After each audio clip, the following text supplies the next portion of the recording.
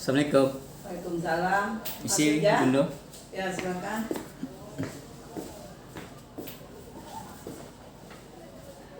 Maaf Bunda, minta waktunya sebentar. Ya, Bunda lagi sibuk. enggak sibuk kali. Ya. Silakan. Ya. Ini Bunda, ini kebetulan ada tugas kegiatan kami CGP yang mana kami ingin menanyakan beberapa tentang ya kasus-kasus atau masalah yang telah Bunda tangani. Bunda sebagai kepala sekolah tentu banyak persoalan yang Bunda hadapi. Ya, tapi di sini yang kami tanyakan nanti bagaimana cara penyelesaian yang telah Bunda lakukan. Tentu ini bermanfaat bagi kami sebagai nantinya calon guru penggerak bisa untuk mengevaluasi kalau seandainya kami menjadi seorang pemimpin. Sudah bisa kita mulai Bunda? Boleh, silakan. Ya, ini Bunda. Selama ini bagaimana Bunda dapat mengidentifikasi kasus-kasus yang berupa dilema etika atau rujukan moral yang ada di lingkungan sekolah kita Bunda? Ya, di sekolah ini kan sering juga terjadi yaitu masalah tentang dilema etika atau rujukan moral ini. Ya, memang itu yang sering ditemui di sekolah, termasuk sekolah SMP Negeri 9. Contoh siswa yang mengalami masalah di rumah, dan itu berdampak pada sekolah, di mana keadaan dia di rumah membawa pengaruh kepada dia di sekolah. Atau ketika ada keputusan yang sulit yang harus dibuat, kita di sini Bunda sebagai kepala sekolah di sini harus berhati-hati mengambil keputusan, karena hal ini nanti akan mendatangkan dampak baik pada siswa yang mengalami masalah atau sekolah itu sendiri. Jadi di sini Bunda membentuk berdiskusi dengan tim sini, termasuk nanti wakil kepala sekolah, kesiswaan, mungkin juga nanti melibatkan guru BK. Jadi itulah cara Bunda mengatasi masalah yang seperti dilema etika atau rujukan moral yang terjadi pada sekolah ini. Ya baiklah, terima kasih Bunda ya. Berarti intinya Bunda tidak mengambil keputusan sendiri Bunda ya. Bunda juga harus saling melibatkan guru-guru dan seluruh warga sekolah yang memang menjadikan pengambilan keputusan itu hanya tidak sepihak saja ya Bunda ya. Luar biasa Bunda. Lalu gini Bunda, selama ini bagaimana Bunda menjalankan pengambilan keputusan di sekolah, terutama untuk kasus-kasus di mana ada dua kepentingan yang sama, ya sama-sama benar atau sama-sama mengandung nilai kebajikan. Jadi kalau seandainya contohnya gini Bunda, ini dilema karena mungkin antara kedisiplinan sama juga anak itu antara naik dengan tinggal kelas. Sementara kalau hasil belajarnya biasa-biasa saja, tapi karena dia jarang masuk, jarang apa, jadi bagaimana tuh menyikapinya gitu Bunda? Ya, untuk mengatasi masalah-masalah seperti itu, ya seperti yang Bunda sampaikan tadi, kami selalu atau Bunda selalu melibatkan warga atau pihak-pihak yang berhubungan dengan masalah tersebut. Di sini biasanya Bunda duduk bersama dengan tim dan membicarakan masalah ini. Dan di sini kami pertimbangkan semua aspek yang akan diputuskan atau yang akan diambil dari masalah tersebut, dan mendengarkan pendapat orang lain. Dan Bunda di sini mengambil keputusan berdasarkan apa yang terbaik untuk semua pihak, dan tidak keputusan Bunda sendiri. Siap. Berarti memang dilema Bunda ya sebagai seorang pemimpin kepala sekolah. Kadang kalau anak itu nantinya ditinggalkan terlalu banyak ataupun hanya karena mungkin kehadirannya, sementara anak ini kadang kalau tinggalkan dampaknya juga kan luar biasa. Anak itu nanti biaya orang tuanya lagi, lalu takutnya tidak putus sekolah Bunda ya. Jadi kebijakan memang itu yang diambil seperti ya. itu yang selalu menjadi dilema bagi kita pihak sekolah. Iya betul. Ya anak ini yang seharusnya memang tidak bisa naik kelas. Betul. Di sini kita tetap harus sebagai orang yang tugasnya, yaitu tugas kita kan tidak hanya mengajar, kita mendidik. Berarti kalau kita hanya ujung-ujungnya tinggalkan, itu tidak mungkin. Kita harus memikirkan aspek-aspek atau hal-hal yang akan mempengaruhi kepada anak tersebut nantinya. Siap. Ya lalu gini Bunda, langkah-langkah atau prosedur seperti apa yang biasanya Bunda lakukan selama inilah kalau ada ya masalah kasus-kasus yang sedang terjadi? Apa langkah-langkahnya Bunda? Langkah-langkahnya ya tentu kita kumpulkan dulu informasi yang mendukung terhadap masalah tersebut. Kemudian kita identifikasi nilai-nilai yang bertentangan. Kemudian membicarakan dengan tim yang seperti Bunda sebutkan di atas tadi, untuk mencari solusi yang adil. Setelah itu baru keputusan dan menyusun rencana untuk melaksanakannya. Siap.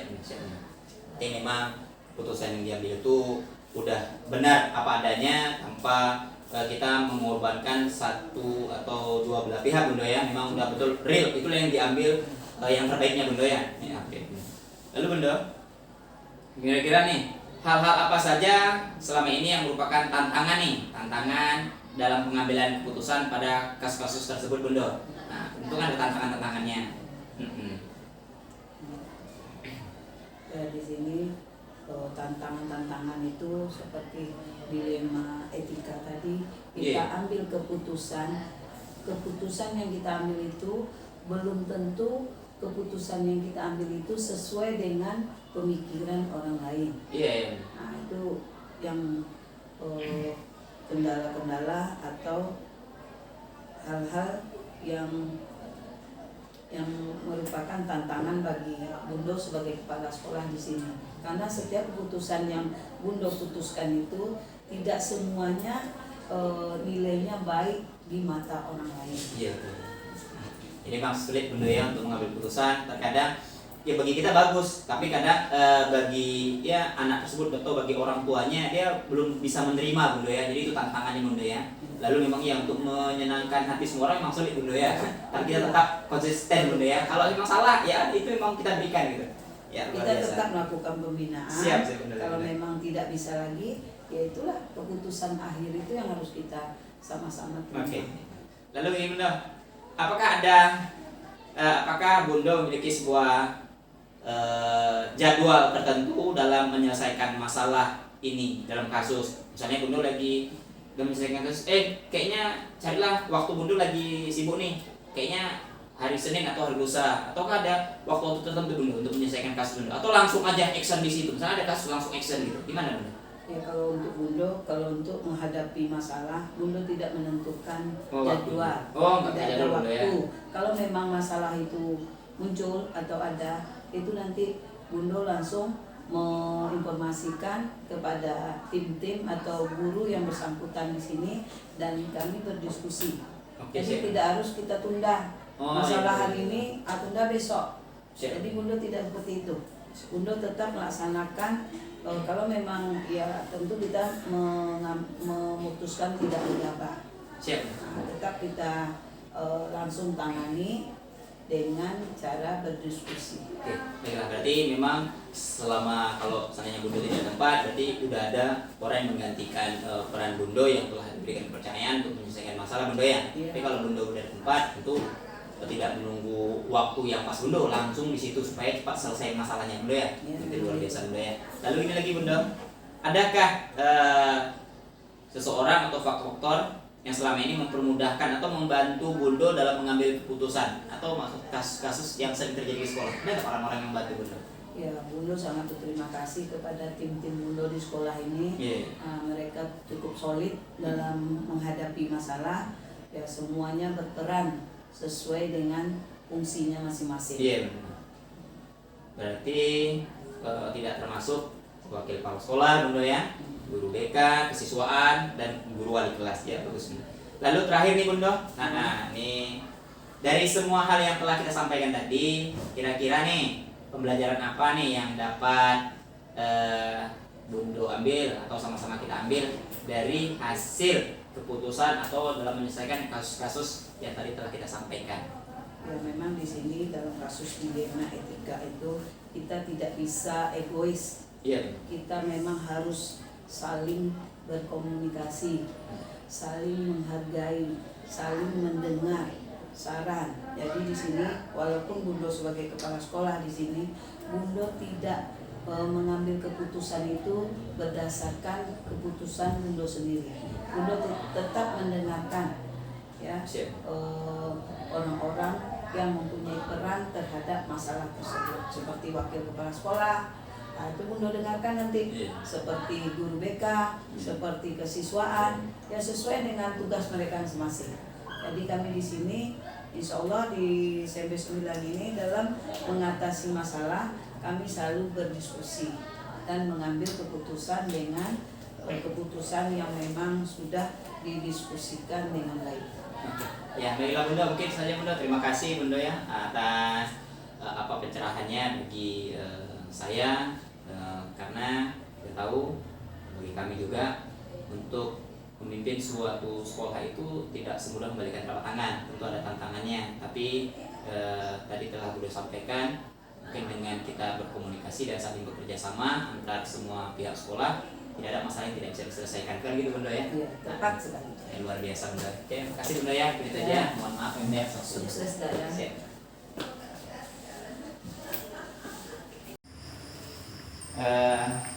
Selamat malam Ustaz. Sehat Ustaz ya? Alhamdulillah. Luar biasa Ustaz. Ini Ustaz, ini kebetulan Ana dapat tugas ya, calon guru penggerak ini mewawancarai dua kepala sekolah. Kepala sekolah pertama udah Ana lakukan, itu pada kepala sekolah Ana SMP 9.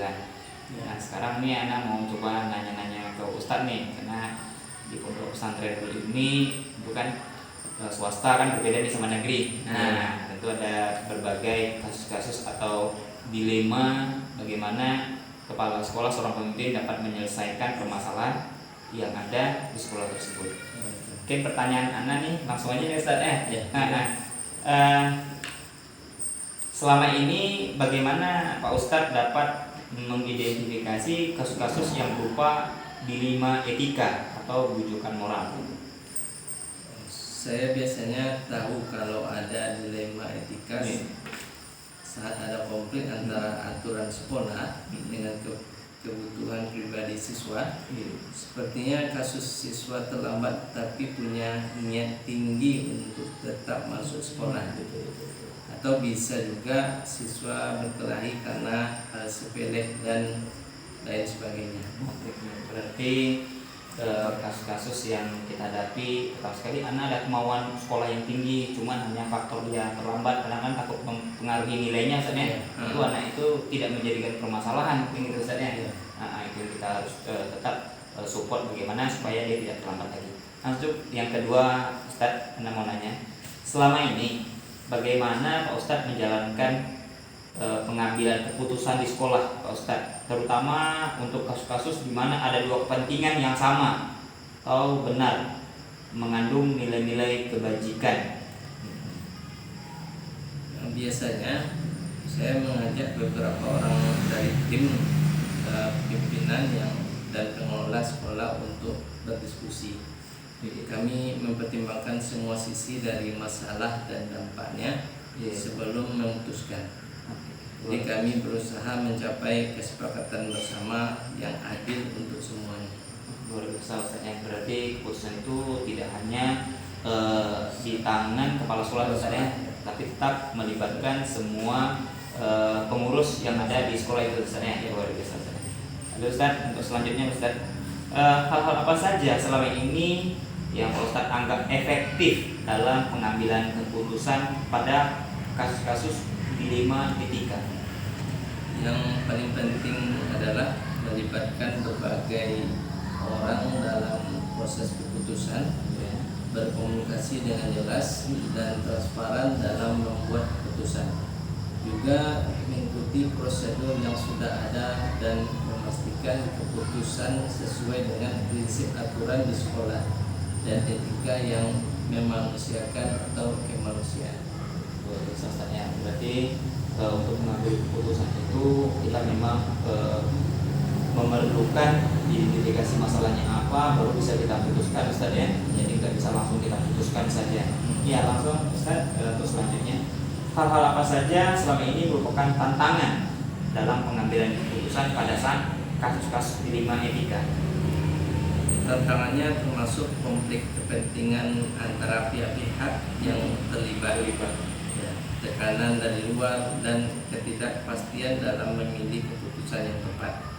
Kadang-kadang sulit untuk membuat keputusan yang diterima semua pihak.